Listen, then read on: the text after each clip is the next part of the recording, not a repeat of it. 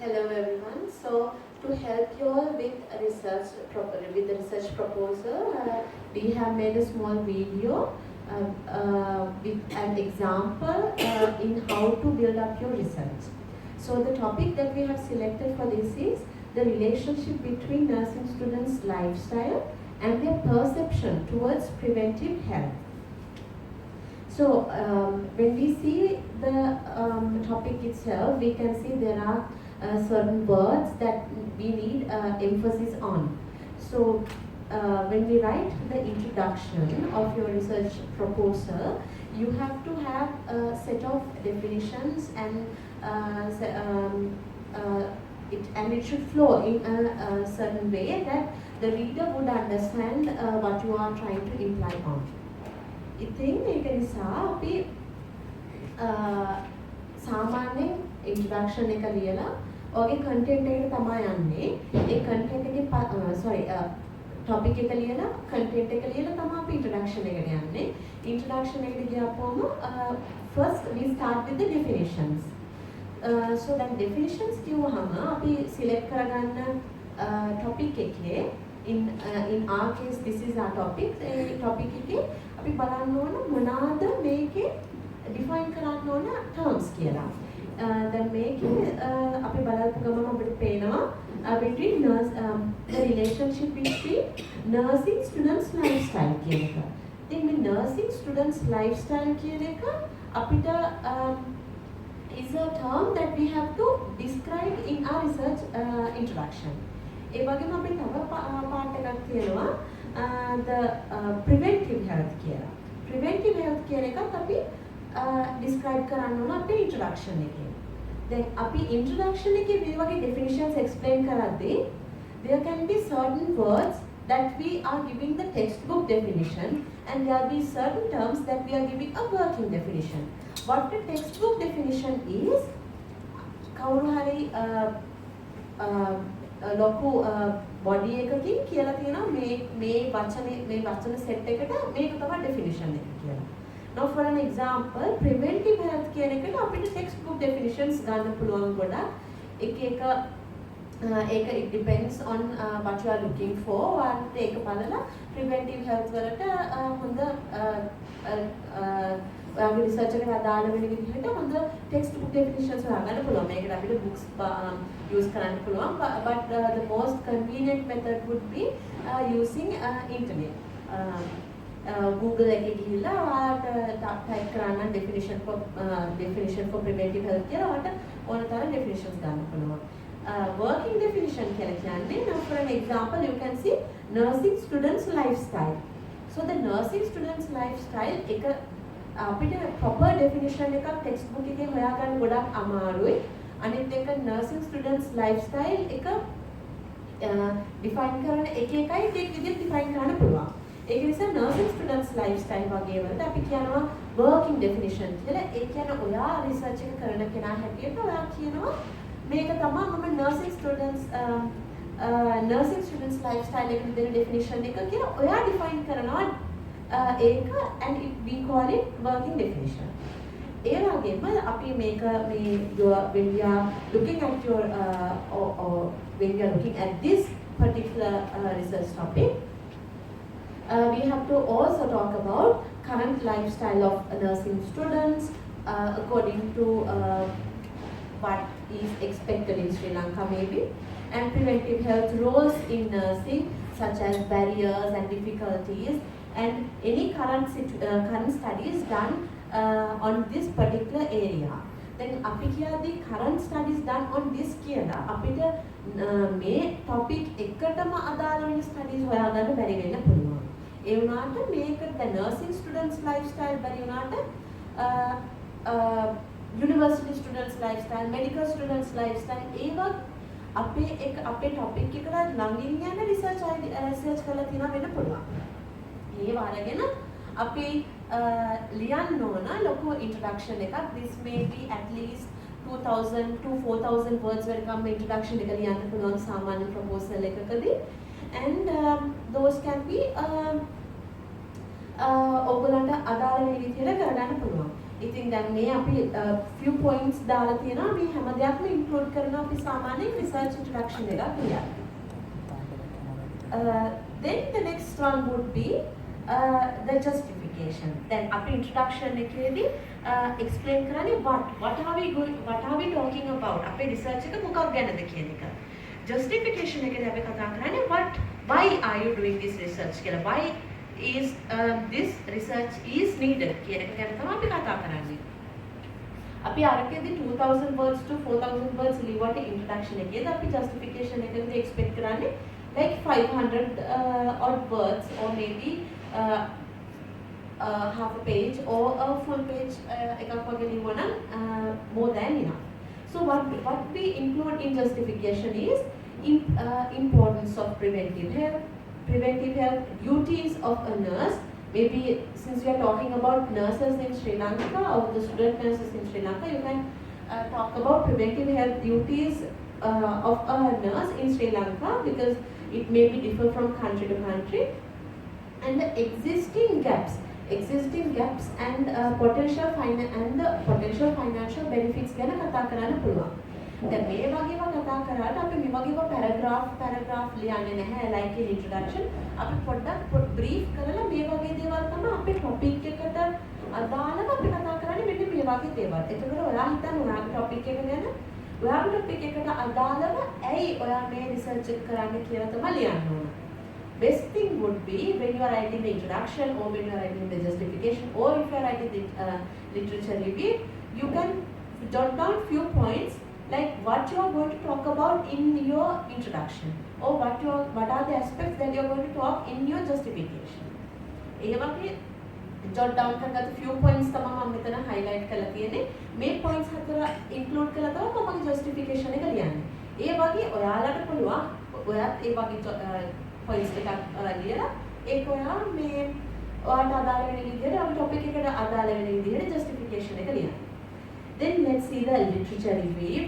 Literature review again is one of the key areas in your research proposal. අපි නැත්නම් මේක බලන කෙනා ඔයාගේ tutor හරි කවුරු හරි මේක බලන එකකින් අදහස් කරන්නේ ඔයා මීට කලින් මේ research ගැන කරලා තියෙන දේවල් ගැන හොඳ අවබෝධයක් තියනවාද කියලා. So what you have to do in the literature review is you have to compare different studies done in different countries and as well as in Sri Lanka if there are any researches done on this. So then මේ particular topic එකේ කරපේවා නම් අපිට ශ්‍රී ලංකාව හොයාගන්න බැරි වෙයි. But for an example, take about dengue. If you are doing a research about dengue, there will be enough researches done on dengue in Sri Lanka that can be easily found even in the internet. ඉතින් ඒකට depend වෙනවා ඔයාගේ කරන research topic එක. ඉතින් දැන් අපි සාමාන්‍ය කියන්නේ if you are doing a literature review එකටම හොයාගන්න European countries වල මොනවද කරලා තියෙන්නේ ඊට පස්සේ Asian countries වල මොනවද කරලා තියෙන්නේ ඊට පස්සේ ශ්‍රී ලංකාවේ මොනවද කරලා තියෙන්නේ කියලා ඒ වගේ narrow කරගෙන යන්න මොකද අපිට කියන්න ඕනේ මේකේ මේක බලන කෙනාට ඔයාලට මේ ගැන හොඳ අවබෝධයක් තියෙනවා ඔයා දන්නවා මේ ගැන කරලා තියෙන අනිත් රිසර්ච් ගැන මට ලොකු අවබෝධයක් තියෙනවා කියලා තමයි කියන්න ඕන අපිට මේ literature review එකේදී. අපි මේ literature review එකේදී කරන්නේ මොකක්ද? අපි ගොඩක් බලන්නේ literature research එකක් අරගෙන ඒකේ methodology එකට යනවා. අපි මේ methodology එකට ගිහිල්ලා compare කරනවා ඒක ඔයාලට කමෙන්ට් එකක් දෙනවා. මේක මේ methodology එක විදිහට මේ research එක කරන්න පුළුවන්ද? මේක වැරදි තියනවද? මේක නැත්නම් අපි improve කරගන්න මොනවද කරන්න පුළුවන්? නැත්නම් මේක ගොඩක් හොඳයිද? නැත්නම් ඔයාලට කොහොමද මේක අදාළ කරගන්න පුළුවන් කියලා කරන්න පුළුවන්. ඒ වගේම literature review එකේදී අපි කරන තව දෙයක් තමයි කරලා තියෙන රිසර්ච් ගොඩක් එකතු කරලා ඔයාලට කම්පෙයාර් කරනවා. මේ වගේම කරලා තියෙනව හොඳයි. මේ වගේ කරලා තියෙනව මේ විදිහට වඩා කරන්න මේ ඉම්ප්‍රූව් කරගන්න තිබුණා. මේ දේවල් මගේ රිසර්ච් එකට මම යූස් කරගන්න පුළුවන්. මේව අදාළ වෙනවා. ඒ වගේ අපි ඩිස්කෂන් එකක් තමයි අපි මේ ලිටරචර් රිවිව් එකේදී කරන්නේ. සාමාන්‍ය ලිටරචර් රිවිව් එකක් කරද්දී අපි රිෆරන්ස් දාන්න ඕන, සයිටේෂන්ස් දාන්න ඕන. අපි ඒකට වෙනම වීඩියෝ එකක් හදලා මේක අප්ලෝඩ් කරලා තියෙනවා ඔයාලට බලන්න පුළුවන්. reference citations are very important. මොකද දැන් ඔයා වෙන කාගේ හරි රිසර්ච් එකක් කරලා තියෙන නිසා ඔයා ඒක කරපු කෙනා මම මෙයාගේ තමා ගත්තේ කියලා එයාව ඇක්නොලෙජ් කරන්න ඕනේ. එතකොට තමයි අපි සාමාන්‍යයෙන් හරියට ලිටරචර් රිවිව් එකක් ලියුවා කියලා වෙන්නේ. Moving on, we have the objectives.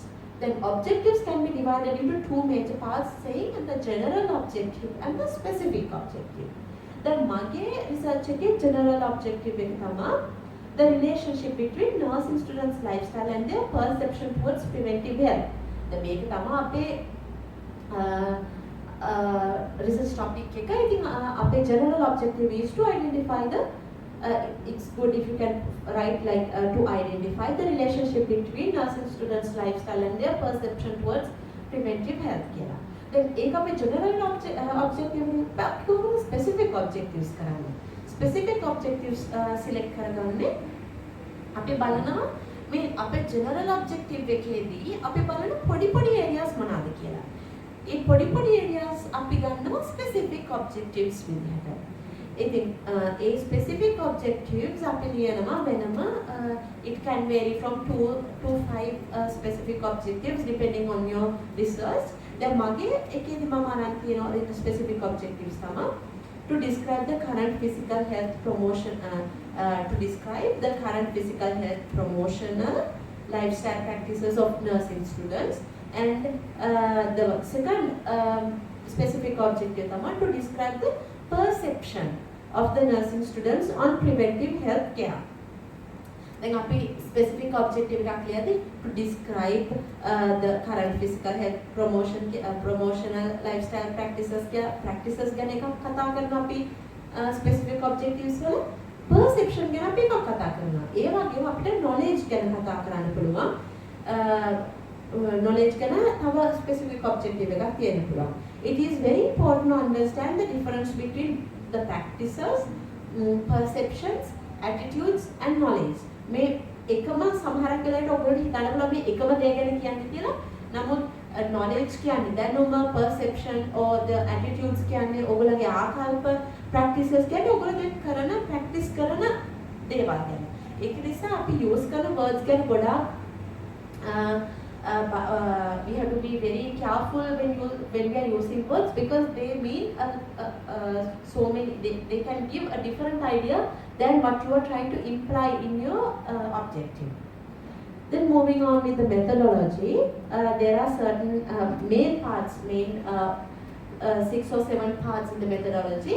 So the first one will be the study design. Study design. The study design also can be explained in another video obviously, but then I will tell like if you are going to do a very basic research describing about something and within a very short period of time like within 2 to 3 months you do it and finish it. If it's a research like that, you use a descriptive cross-sectional quantitative study. So if when you are writing your methodology, your study design will be descriptive, cross-sectional, quantitative study. Descriptive means you describe, cross-sectional means within a very short period of time, like within few months you do it and finish it. Quantitative means you give your results in the form of numbers. So the other method would be the qualitative, where you describe the feelings, like feelings නැත්නම් අපි ඒව interview කරලා මිනිස්සු මොනවාද කිව්වේ ඒගොල්ලන්ගේ අදහස් තමයි අපි රිසර්ච් විදිහට දෙන්නේ. දැන් ඔයගොල්ලෝ සාමාන්‍ය කරන ඒවල කරන්නේ ක්වෙස්චන් එකක් දීලා ගුඩ දෙනෙක් දීලා ඔයගොල්ලෝ නම්බර්ස් තමයි කියන්නේ. 80% set this, 50% set that, out of 250 participants 150 set like this. එහෙමනේ කියන්නේ. එතකොට අපි quantitative කියලා. අපි ඒකට කියන්නේ quantitative කියලා. එතකොට ඔයගේ study design එක වෙන්නේ descriptive, cross sectional, quantitative study එකක්. Population ගැන කතා කරොත් මගේ රිසර්ච් එකේ population එක තමයි third year nursing students. දැන් මගේ රිසර්ච් එකේ answers ගන්න මේ research questions distribute කරලා answers ගන්න යන්නේ third year nursing students ලානේ. එතකොට මම කියන්නේ මම ශ්‍රී ලංකාවේ මේ districts වල තියෙන nursing schools වල third year nursing students ලාගේ ගන්නවා within a given time period.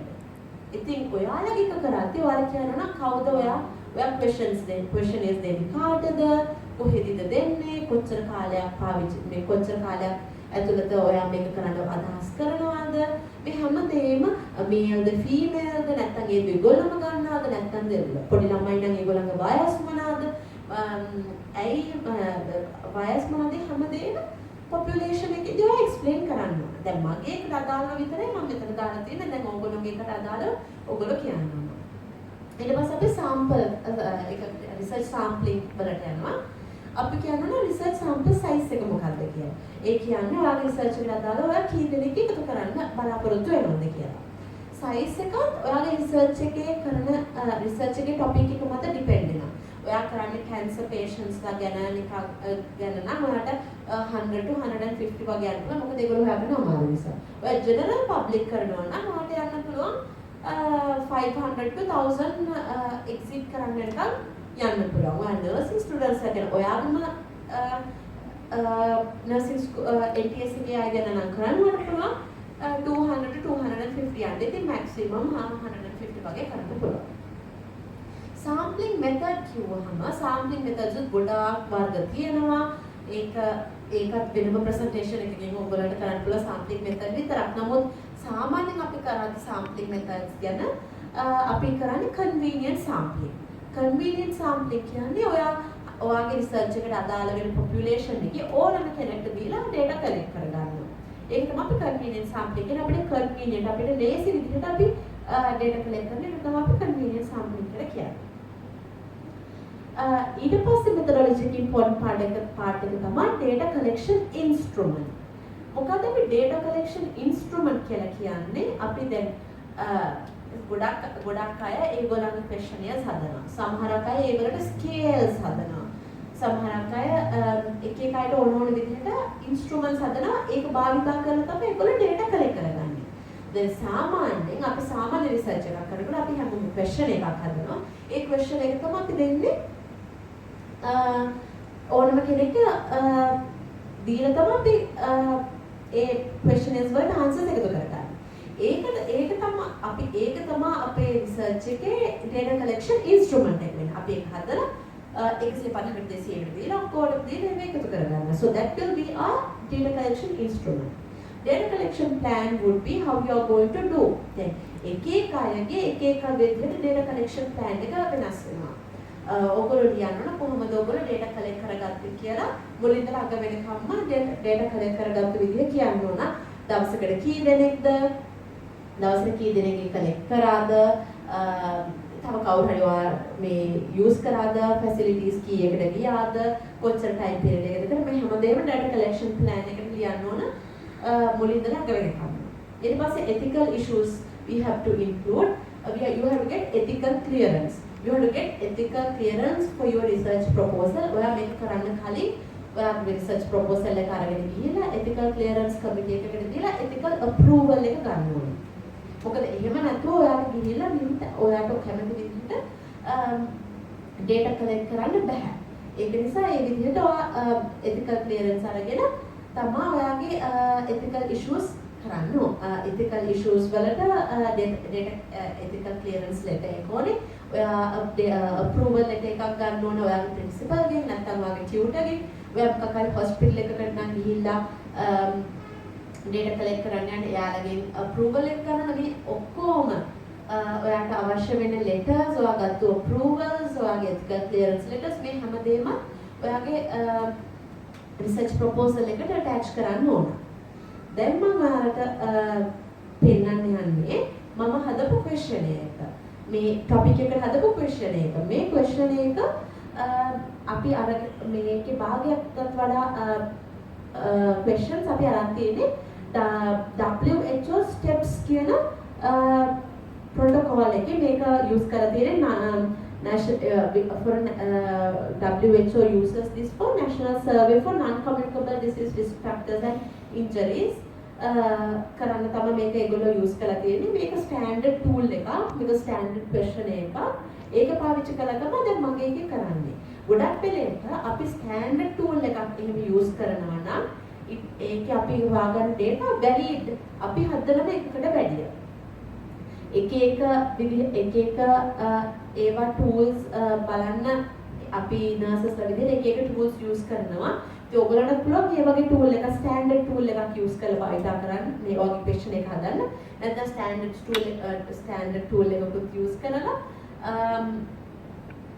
ඔයගොල්ලන්ගේ questions දෙක තුනකුත් දාලා හදන්න. දැන් මම කරලා තියෙන මේකේ standard tool එක WHO steps කියන standard tool එක අරගෙන මට අවශ්‍ය වෙන questions දෙක තුනකුත් දාලා තමයි මේකට answers අරන් තියෙන්නේ. දැන් question එකක් හදද්දී ඔයාලට පේනවා මම research topic එක දාලා තියෙනවා. අපි කවදාවත් question එකක් හදද්දී එයාගේ question එකක් දෙද්දී අපි මොනසේගේ නම අහන්නේ නැහැ. අපි use කරන අපේ participant ගේ නම අහන්නේ නැහැ. මොකද ඒක ethically wrong. අපි කාගේ හරි data collect කරද්දී අපි යාගේ නම ගන්නවා කියන්නේ ඒක වැරදි. ඒක නිසා අපි එහෙම කරන්නේ නැහැ. නමුත් අපිට හැම participantම serial number එකක් දෙන්න පුළුවන්. අපි number එකෙන් තමයි ආව refer කරන්නේ. එතකොට ඔයාගේ question එක හදද්දී ඔයාගේ topic එක දාලා serial number එකට ඉඩක් තියලා ඔයා question එක start කරන්නේ demographic data වලින්. demographic data කියලා කියන්නේ ඔයාගේ සාමාන්‍ය initial අපි කවුරු හරි පුද්ගලයෙක්ගේ දැනගන්න ප්‍රධාන කාරණා මොනවද කියලා. ඒව අපි include කරන අපේ research එක පටන් ගන්න වෙලෙම අපි ඒව තමයි use කරන්නේ. දැන් මම අහලා තියෙන age, gender, height, weight මොකද මගේ lifestyle එක ගැන කතා කරන්න මට ඒක ඕන. දැන් හිතනවා pregnant ladies ලා ගැන කතා කරනවා නම් මේ වලටත් වැඩිය එයාගේ pregnancy කීයක් වෙලා තියෙනවද, බබාලා කීයක් ඉන්නවද, කොහොමද ඒව වෙලා තියෙන්නේ, එහෙම ඒ වගේ විදිහට තමයි demographic data යන්නේ. එතකොට ඔයා හිතන්න cancer patient කෙනෙක් ගැන කතා කරනවා නම් අපි යාගේ කතා කරන්න ඕන, එයාගෙන් අහන්න ඕන මූලික ප්‍රශ්න මේ මම මෙතන දීලා තියෙන ප්‍රශ්න වලට වඩා වෙනස්.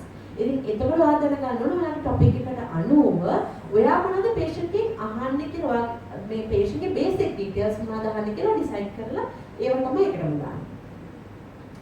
ඊට පස්සේ මම මේක තමයි demographic details කියලා දාලා තියෙන්නේ.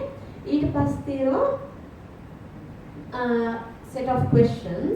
මේවා මම ඔක්කොම අරගෙන තියෙන WHO steps කියන standard tool එකෙන්. ඒව මේ ඔක්කොම questions මම අහන්නේ physical health assessment එකක් ගැන. ඉතින් මේක අපි specific objective 1 එකේ අපි කතා කරා.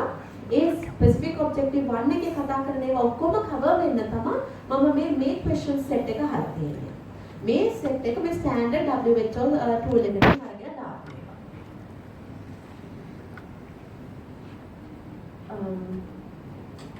ඊට පස්සේ මම හදපු ඒව වගේක් තියෙනවා. මේක WHO steps වල නෙමෙයි.